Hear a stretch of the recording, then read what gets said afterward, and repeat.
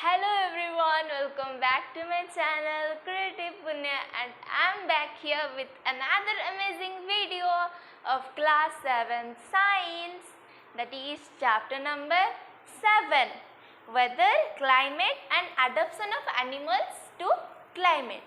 हमने हमारे daily life में ये सारी बातें सुने होंगे अबाउट वेदर, क्लाइमेट. हम वेदर और क्लाइमेट ये वर्ड्स को सुन के हमारे दिमाग में आता क्या है? इट्स बेसिकली वेदर मतलब हमारे आसपास आज एनवायरनमेंट कैसा रहने वाला है, हमारे आसपास का एनवायरनमेंट में क्या चेंजेस रहने वाला है, इसके मतलब ये बेसिक चीज़ होती है. हम वेदर और क्लाइमेट से नॉर्मली यही समझते हैं और आज हम इस चैप्टर को डिटेल्स में पढ़ेंगे. पहले देख लेते हैं weather. The weather of a place means the daily atmospheric condition. Weather of a place, एक प्लेस का वेदर कैसा है? एक प्लेस का वेदर का मतलब ये होता है अबाउट द डेली, मतलब हर दिन जो एटमॉस्फेरिक कंडीशन रहता है, एटमॉस्फेयर में जो कंडीशन रहता है, एनवायरमेंटल कंडीशन को हम वेदर ऑफ ए प्लेस कहते हैं. कैसा एनवायरनमेंट रहता है? सच एज एग्जाम्पल है humidity, temperature, lightning, rainfall, snowfall और थंडरिंग होती है, विंड का स्पीड रहता है, ऐसे कई सारे फैक्टर्स रहते हैं.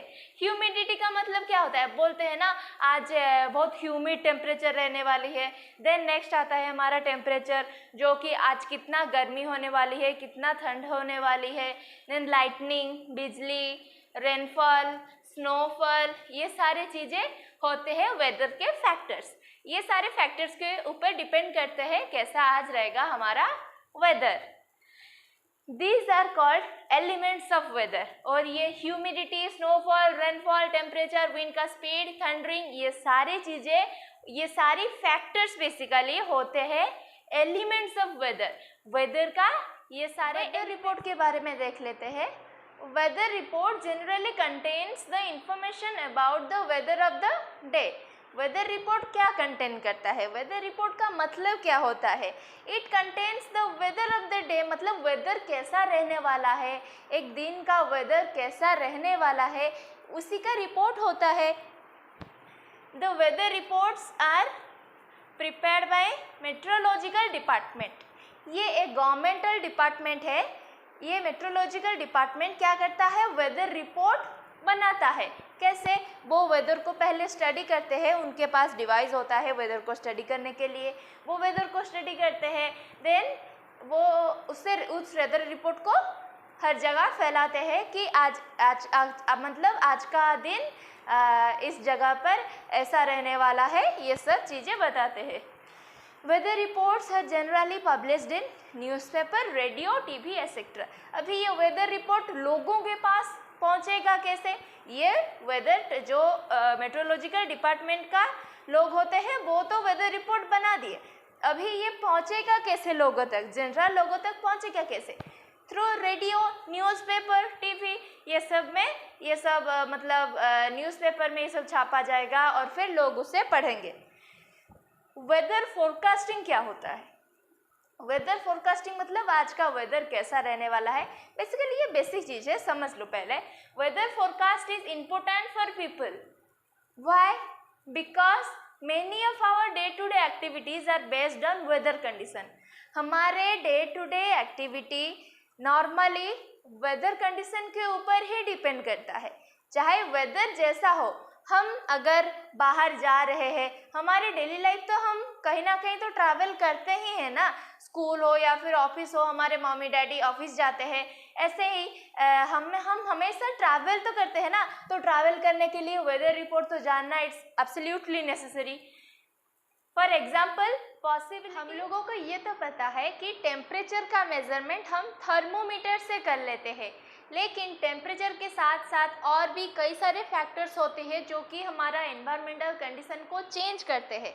जैसे रेनफॉल. रेनफॉल को हम किस इंस्ट्रूमेंट से मेज़र करते हैं? That is rain gauge. To measure rainfall at a place, instrument called rain gauge is used. इसे हम यूज़ करते हैं रेनफॉल को मेज़र करने के लिए. Weather of a place is never constant. It changes time to time.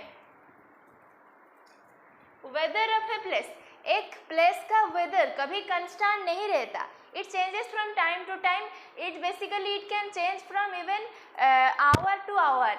मतलब अगर आप देखे होंगे कि सुबह तक बहुत सारी धूप रहती है, लेकिन शाम को बारिश आ जाती है अचानक से एकदम, और कई बारी बारिश होती रहती है, देन कई बार एकदम से थप होकर सूरज आ जाते हैं। मतलब ये सारी टेम्परेचर के चेंजेस होते रहते हैं, ये सारी वेदर के चेंजेस होते रहते हैं। वेदर कभी कंस्टेंट नहीं होता, ऐसा नहीं कि आज गर्म है तो कल भी गर्मी रहेगी, कल तो चेंज हो सकता है टेम्परेचर।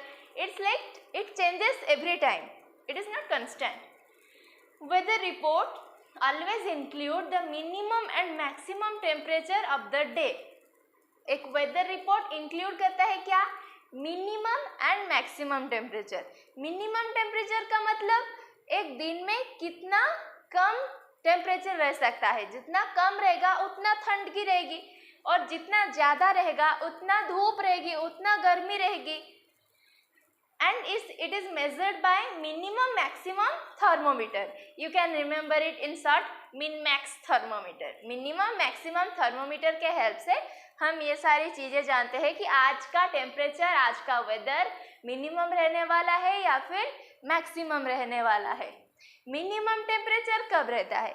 चाहे जितनी भी गर्मी हो, टेम्परेचर चाहे 40, 50, 60 भी हो जाए, लेकिन आप ये नोटिस किए होंगे कि ईयरली मॉर्निंग यानी कि 4 o'clock या फिर 5 o'clock इस टाइम पे आपको ज़्यादा गर्मी महसूस नहीं होती जितना आपको आफ्टरनून टाइम पे महसूस होती है। आफ्टरनून टाइम 12 बजे हो गया या फिर 3 बजे 3 PM, तो उन टाइम में मतलब बहुत गर्मी महसूस होती है, लेकिन ईयरली मॉर्निंग को इतना गर्मी नहीं महसूस होती। सो मिनिमम टेम्परेचर कब रहता है? मतलब ठंड की मात्रा कम, मतलब ठंड की कब रहता है, गर्मी की मात्रा कम कब रहता है? ईयरली मॉर्निंग के टाइम पे। मैक्सिमम टेम्परेचर आफ्टरनून के टाइम में रहता है, हमको बहुत गर्मी महसूस होती है।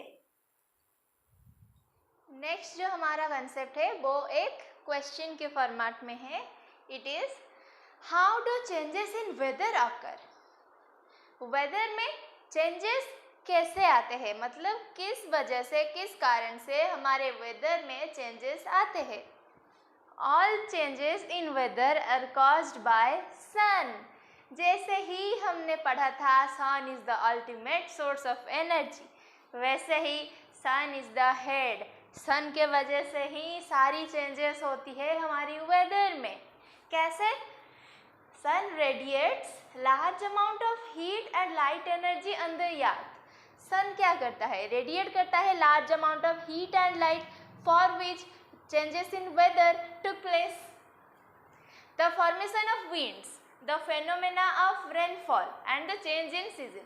फॉर्मेशन ऑफ विंड हो जाए या फिर फेनोमेना ऑफ रेनफॉल, रेनफॉल का जो फेनोमेना होता है वो हो जाए, चाहे चेंज इन सीजन, सीजन में समर सीजन आता है, विंटर सीजन आता है, ऑटम सीजन आता है, वैसे ही चेंज इन सीजन हो जाए, ऑल ऑकर बिकॉज ऑफ सन। ये सारी चीज़ें सन के वजह से ही होती है।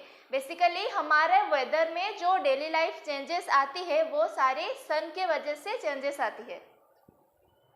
अभी नेक्स्ट जो हमारा कंसेप्ट आता है वो भी एक क्वेश्चन बेस्ड कंसेप्ट है। Why days are shorter in winter season? Winter season में डेज शॉर्टर क्यों होते हैं? डेज शॉर्टर होते हैं मतलब क्या? बहुत जल्दी शाम हो जाता है, बहुत जल्दी रात हो जाती है। नॉर्मली समर सीजन पर क्या होता है, 7 बजे तक, 6:30 बजे तक दिन रहता है, थोड़ा थोड़ा दिन रहता है, लेकिन विंटर सीजन में 5 बजे, 5:30 बजे को रात हो जाता है। Why it is so? ये हम देखते हैं। We know earth spins around the sun, so the amount of light at a place varies throughout the year. Earth क्या करता है? Spins around the sun, sun constant रहता है, yard उसके चारों तरफ स्पिन करता रहता है, घूमता रहता है। So it the sun temperature earth पर डिफरेंट अमाउंट में पड़ता है, तो उसके अनुसार उस प्लेस पर चेंजेस इन वेदर दिखता है। The amount of light at place varies throughout the year with respect to the position of sun and earth. जहाँ पर मतलब ये सन के पोजीशन एंड अर्थ के पोजीशन के ऊपर डिपेंड करता है कि किस प्लेस पे कितना गर्मी होगी, कितना ठंड की होगी। जिस प्लेस पे सन का लाइट ज़्यादा पड़ रहा है, ऐसे यार्थ घूम रहा है, यार्थ के जिस प्लेस पर सन का लाइट ज़्यादा पड़ रहा है, जो सन के नियरर है, वहाँ पर क्या, वहाँ पर ज़्यादा गर्मी होगी, मतलब वहाँ पर दिन बड़ा होगा। और जो पीछे रह गया, जो कंट्री पीछे रह गया, जो प्लेस पीछे रह गया, वहाँ पर लेस सनलाइट पड़ेगा। This lead to the change in seasons of a place. So यही कारण होता है, यही यार्थ का घूमना, इसी कारण ही सीजन्स में चेंज आता है। कभी कभी विंटर, कभी समर, कभी ऑटम, ये सीजन सारे इसीलिए चेंज होते हैं क्योंकि यार्थ घूमता रहता है। तो किसी भी प्लेस पर कभी भी कोई भी, मतलब सन का अमाउंट का, सन का जो लाइट पड़ रहा है वो कभी भी लेस हो सकता है, कभी मोर हो सकता है। इसके अकॉर्डिंग सीजन में चेंज आता है। In summer season the position of place nearer to sun receive more sunlight. Summer season में क्या होता है, ज़्यादा गर्मी होती है। क्यों ज़्यादा गर्मी होती है? क्योंकि सन का जो लाइट होता है वो ज़्यादा अमाउंट में पड़ता है, जिसके वजह से ज़्यादा गर्मी होती है। मतलब डेज बड़ा रहता है और नाइट छोटा रहता है। वैसे ही while in winter season the position of place is farther to sun and receive less sunlight. Winter season में क्या होता है, ठंडगी ज़्यादा होती है। ठंडगी क्यों होती है? क्योंकि सन की लाइट उस जगह पर कम पड़ रही होती है। तो सन की लाइट जहाँ पर ज़्यादा पड़ेगी वहाँ पर ज़्यादा गर्मी होगी, सन की लाइट जहाँ पर कम पड़ेगी वहाँ पर विंटर सीजन होगी। ये सब यार्थ के ऊपर ही डिपेंड करता है क्योंकि सन तो कांस्टेंट रहता है ना, यार्थ घूमता रहता है। तो यार्थ के ऊपर डिपेंड करता है कि कौन सी प्लेस सन के नियरर रहता है, कौन सा फार्दर। जो नियरर रहेगा उसके ऊपर ज़्यादा सनलाइट पड़ेगा, वहाँ पर समर सीजन रहेगा, मतलब गर्मी रहेगी। और जो फार्दर रह जाएगा, जो पीछे रह जाएगा, वहाँ पर लेस सनलाइट पड़ेगा और विंटर सीजन रहेगी। अभी क्लाइमेट के बारे में पढ़ लेते हैं। हमने वेदर के बारे में पढ़ा, अभी ये जान लेते हैं the what is the difference between weather and climate. The climate of a place can be defined as the prevailing weather. Prevailing weather का मतलब कॉमन वेदर, जहाँ की मतलब जिस प्लेस पर वो वेदर कॉमन रहता है हमेशा। Weather condition of the place for a long period of time, example 20 to 25 years. मतलब जिस जगह पर एक वेदर कंडीशन हमेशा कॉमन रहता हो, धूप बारिश सब तो लगी रहेगी, लेकिन एक हमेशा कॉमन रहने वाला weather condition. For example Rajasthan में डेजर्ट एरिया है। डेजर्ट एरिया पर क्या होता है, हॉट एंड ड्राई प्लेस होता है।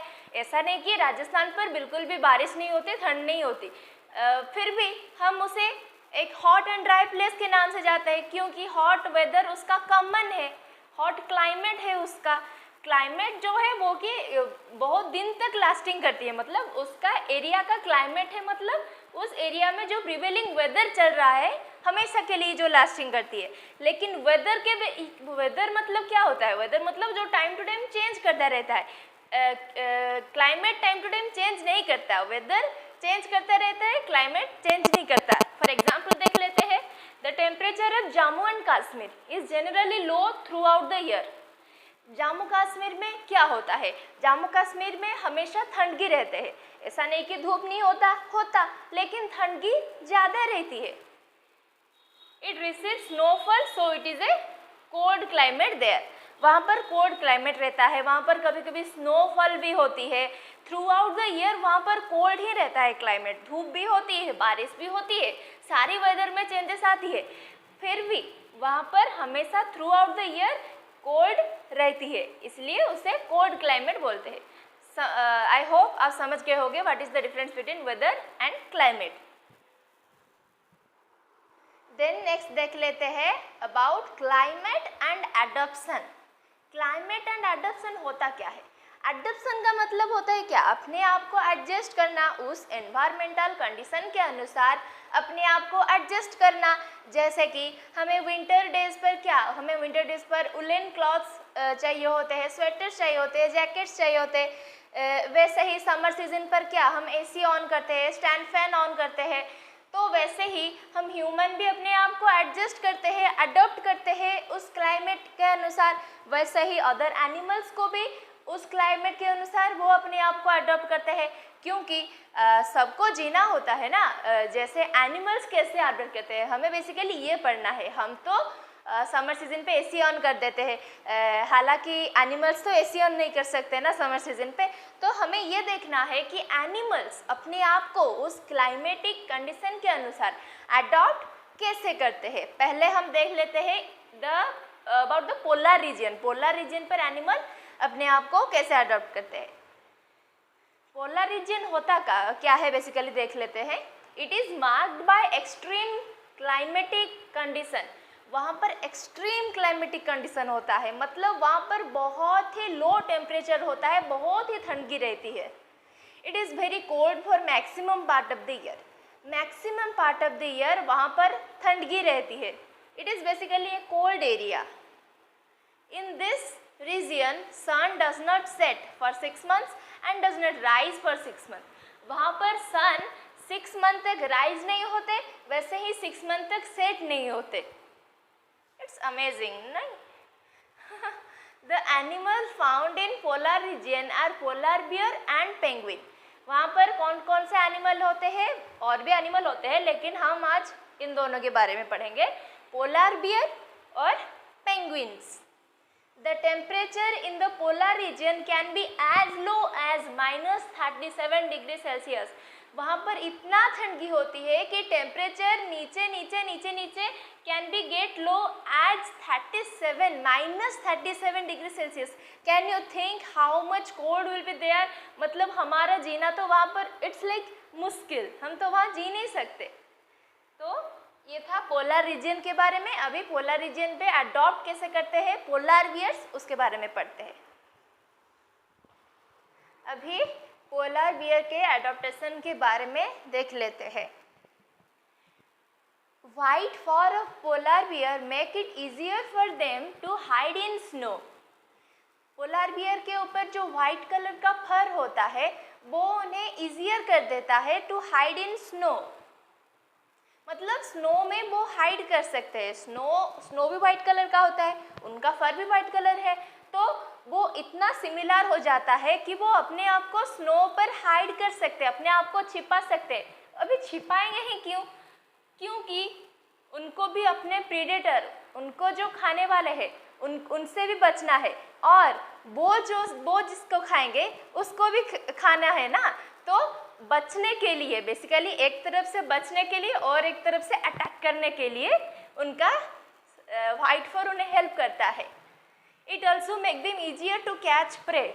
वैसे ही अगर वो वाइट कलर फॉर्म में ऐसे स्नो में चिपके जाएंगे और उनके प्रे मतलब जिनको वो खाएंगे पोलर बियर्स जिसको खाते हैं, तो उनको जाकर हाइड करके चुपके से एकदम धड़ाक से अटैक करके खा सकते हैं। अभी उसका प्रे जो वो भी नहीं जान पाएगा, देखेंगे ऐसे कौन है वहाँ पर, कोई नहीं, क्योंकि वो तो छिपा हुआ है। They have too thick layer of fur to survive in cold condition. 2 मोटा लेयर ऑफ फर होता है उनके बॉडी के ऊपर, क्योंकि हमने देखा पोलर रीजन पर टेम्परेचर बहुत ही कम होती है, वहाँ पर मैक्सिमम टाइम कोल्ड क्लाइमेट रहता है। तो कोल्ड क्लाइमेट पर वह तो स्वेटर्स नहीं पहनेंगे ना हमारी तरह, तो उनका जो फर होता है वो 2 थिक लेयर का फर होता है, 2 मोटा लेयर का फर होता है, जो कि उन्हें वार्म प्रोवाइड करती है in cold climate. The polar beer move slowly and rest a lot so that they don't get overheated because of their thick fur. ये जो थिक फर होता है ऐसा है कि मतलब विंटर सीजन पर भी हमको गर्मी होती है अगर हम बहुत वर्कआउट कर लेते हैं, या फिर मतलब बहुत वर्कआउट करने से आपने देखा होगा कि गर्मी होती है, चाहे वो विंटर सीजन हो, सबको ठंड क्यों ना लग रही हो। अब 1 किलोमीटर 2 किलोमीटर रन करके आ जाओ ना, आपको गर्मी महसूस होगी। वैसे ही पोलर बियर के साथ भी वैसा होता है। सो वो क्या करता है, मूव स्लोली, वो मतलब ज़्यादा ज़ोर से दौड़ता नहीं, मूव स्लोली, और रेस्ट अ लॉट, रेस्ट करता है ज़्यादा, ताकि उसको ओवरहीट ना हो, उसका बॉडी ओवरहीट ना हो। The polar bear often swim on warm days to keep themselves cool.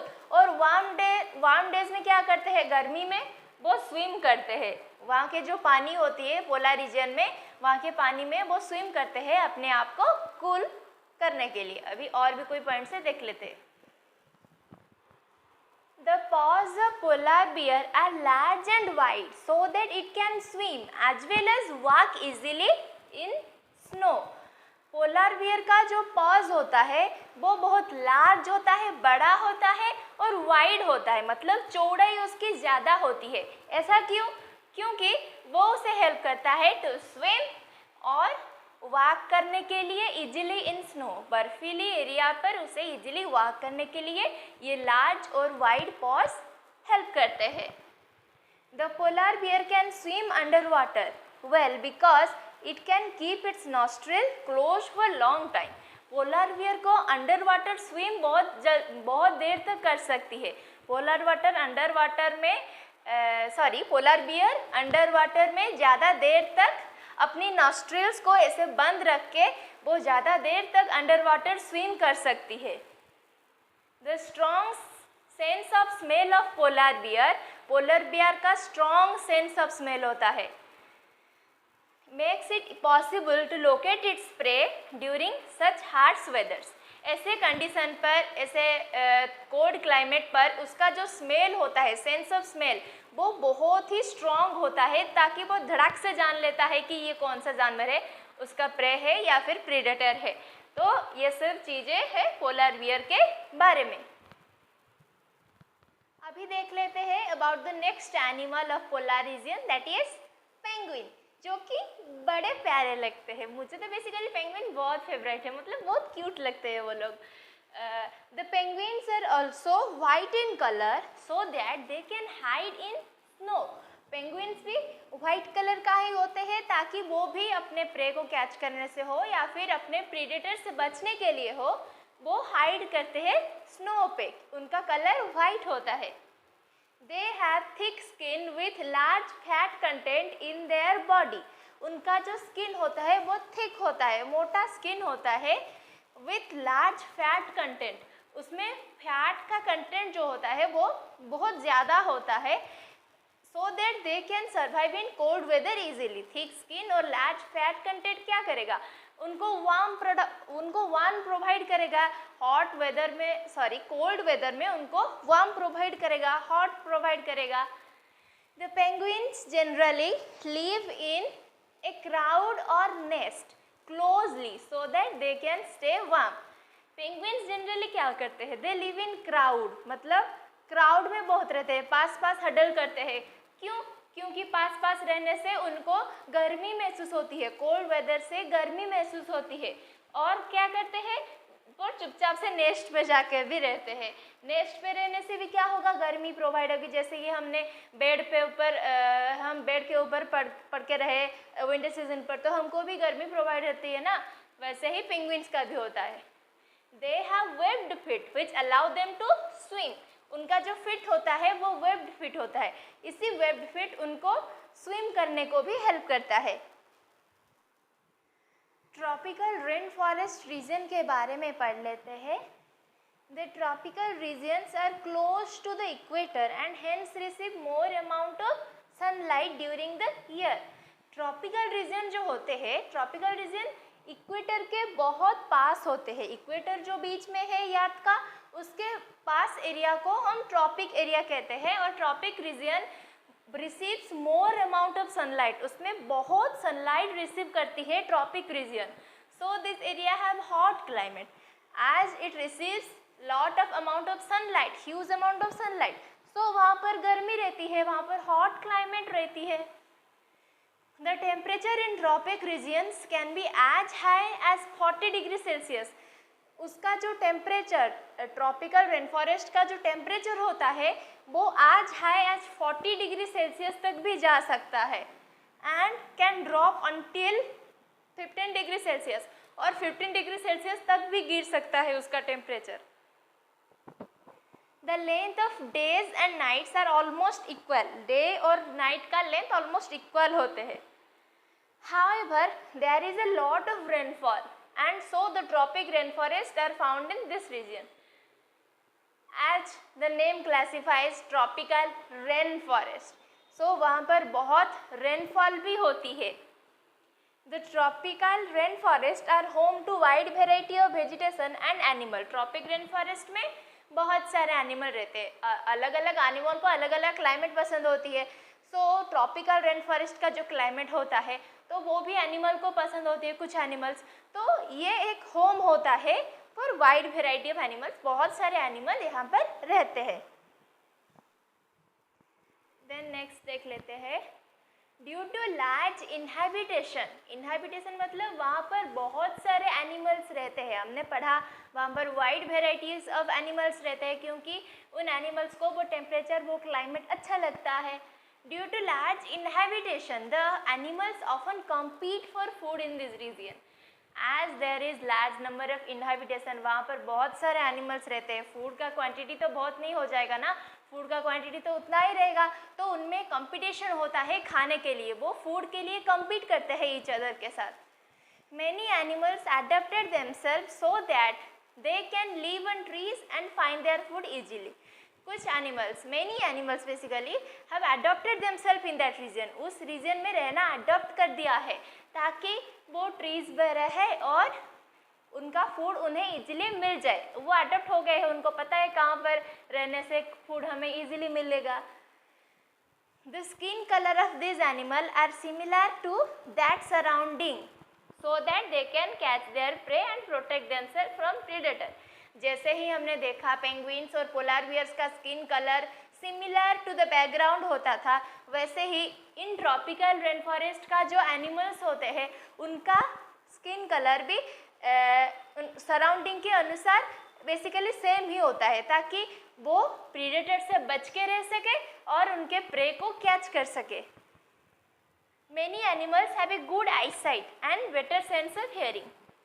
ये जो ट्रॉपिकल रेन फॉरेस्ट का एनिमल्स होते हैं उनका बेटर सेंस ऑफ हियरिंग होता है। वो बेटर सेंस ऑफ हियरिंग मतलब उनका जो हियरिंग का पावर होता है वो अच्छा होता है। बेसिकली उनका गुड आईसाइट भी होता है, मतलब power of I and here power of I and year उनका अच्छा होता है।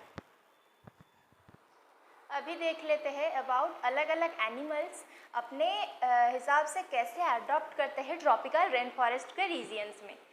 पहले द रेड आइड फ्रॉग, ये फ्रॉग बेसिकली उसका आई जो होता है वो रेड कलर का होता है। It has sticky feet so it can easily climb up on trees. उसका जो फीट होता है वो स्टिकी होता है जो कि इजीली ब्रांचेस पर, ट्रीज पर स्टिक कर जाता है। स्टिक करने से क्या होता है, वो इजीली क्लाइंब कर सकता है। Next the monkeys, they have long tail so that they can climb trees. Monkeys का तो लॉन्ग टेल होता ही है, तो उनके लॉन्ग टेल्स के हेल्प से वो ट्रीज पर क्लाइंब करते हैं। Even their hands and feet have a structure that help them holding the branches. और ह्यूमन की तरह ही मंकीज़ का हाथ पैर भी वर्क करते हैं ना, तो उनका जो हाथ होता है वो भी बहुत फ्लेक्सिबल होता है और उनका हैंड फीट का ऐसा स्ट्रक्चर होता है ताकि वो ट्रीज को, ब्रांचेस को होल्ड कर सके। Next is toucan birds, they have large and long beak with which it can reach the food that is found on weaker branches as well. Toucan birds का क्या होता है, उनका जो बीक होता है वो बहुत ही लंबा होता है, स्ट्रॉन्ग होता है, बड़ा होता है। वाई, देखो ऐसे अगर बर्ड जो वीकर ब्रांचेस है, जो वीकर ट्रीज है, वीकर ट्रीज के ऊपर अगर उन्होंने एक इंसेक्ट या फिर उनका जो प्रे एक मतलब डिटेक्ट किया तो फिर वहाँ पर वो जाएंगे कैसे। अगर वो उड़ के ऐसे जाएंगे उस वीकर ब्रांचेस पर बैठेंगे तो वो ब्रांच टूट जाएगा। तो इनका जो बीक होता है ये लॉन्ग होता है, जिसके मदद से वो स्ट्रॉन्ग ब्रांच पर बैठकर भी वीकर ब्रांच से अपना खाना ला सकते हैं। Then lion and tigers, they have thick skin, उनका जो स्किन होता है वो थिक होता है। शार्प आईसाइट बहुत शार्प होता है एंड सेंसिटिव हियरिंग, ये इनका जो हियरिंग का सेंस बहुत होता है, वो जल्दी जल्दी हियर कर लेते हैं, सब कुछ सुन लेते हैं, दूर तक देख लेते हैं इजीली। तो और भी कोई एनिमल्स के बारे में पढ़ लेते हैं। अभी और एनिमल्स के बारे में देख लेते हैं। पहले द लॉन्ग टेल्ड मैकाक, और इसे बोलते हैं बियर्ड ऐप भी बोलते हैं। They generally live on trees, ये जनरली ट्रीज पर रहते हैं। Why? Because it can find its food easily on them, such as insect, seed, fruit, leaf, flower हो, stem हो, ये सारी चीज़ें वो इजीली फाइंड करते हैं ट्री पे. ट्री पर रहने से उनको ये सारे लीव्स हो गया, इंसेक्ट्स हो गया, सीड्स हो गया, ये सब इजीली उन्हें मिल जाता है. तो उनका खाना मिल गया, बस वो ट्रीज पर रहे, उन्हें और क्या करना है ना. Then next, and this is the last animal, that is elephants. Elephants को हमें पता है एलिफेंट्स का ह्यूज ट्रंक होते हैं. तो ये ट्रंक उन्हें हेल्प भी करते हैं. ये ट्रंक होते क्यों है ये देख लेते हैं. ये ट्रंक जो होते हैं इसका नाइस सेंस ऑफ स्मेल, ये ट्रंक उन्हें हेल्प करता है. Nice sense of smell, smelling का जो सेंस होता है, थोड़ा सा भी स्मेल हो ना तो वो जल्दी कैच कर लेते हैं. उनका नाइस सेंस ऑफ स्मेल होता है इन ट्रंक के वजह से. और क्या करता है, पिक्स फूड इजीली. ये तो हमने मतलब हमें तो ये पता है ना, उनका जो ट्रंक होता है वो बिग होता है, जिसके वजह से वो ऊंचे जगह पर हो, जो भी जगह से इजीली फूड को पिक करके ला सकते हैं. The elephant also eats bark of tree. Elephant trees का जो बार्क होता है उसे भी ईट करता है. द टस्क्स और लार्ज टीथ, टस्क जो होता है that is the large teeth, उनका जो टीथ होता है वो क्या करता है, allow it to clear the bark of the trees. Bark के ट्रीज को क्लियर करने के लिए अलाउ करता है. और उनका लार्ज ईयर्स भी होते हैं, लार्ज ट्रंक होते हैं, लार्ज टीथ होते हैं, लार्ज ईयर्स होते हैं, और वो ही लार्ज होते हैं. उनका जो लार्ज ईयर होता है ये here sensitive sound, here sense of here उनका बहुत होता है. थोड़ा सा भी आवाज़ हो तो वो उसे सुन लेते हैं. Then protect itself from predators. Predators से उनको प्रोटेक्ट करते हैं, उन्हें जो मारते हैं उनके प्रीडेटर्स से मतलब उन्हें प्रोटेक्ट करते हैं. अगर प्रीडेटर्स आते हैं तो उनके फुटस्टेप से हो या फिर उनके आवाज़ से हो वो जान लेते हैं कि प्रीडेटर आ रहे हैं और वो सतर्क हो जाते हैं. Then also protect elephant from hot and humid climate. और ये लार्ज ईयर्स ऐसे कान होते हैं ना उनका, जो कि उन्हें प्रोटेक्ट करता है from hot and humid climate. गर्मी से, हॉट एंड ह्यूमिड क्लाइमेट से भी उन्हें प्रोटेक्ट करता है. And this is about the chapter. With this, the chapter ends, and hope you have enjoyed it and learned so many things. Then like, share and subscribe and comment below. This is all for today. Meet you in my next chapter. Then till then, bye bye.